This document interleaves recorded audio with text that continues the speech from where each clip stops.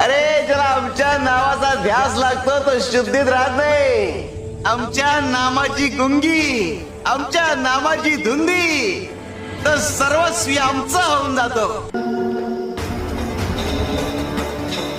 ज्याचे भाग्य चांगलं असेल त्याला आमच्या नामाचा छंद लागेल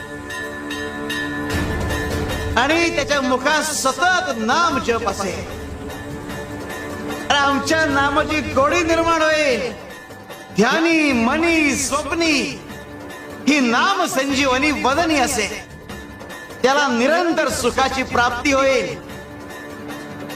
जसं मधाचं सेवन करण्यासाठी भ्रमर कमळ फुलात गुंतून पडतो आणि अत्यंत आनंदाने आणि आदराने मधाचा आस्वाद घेतो.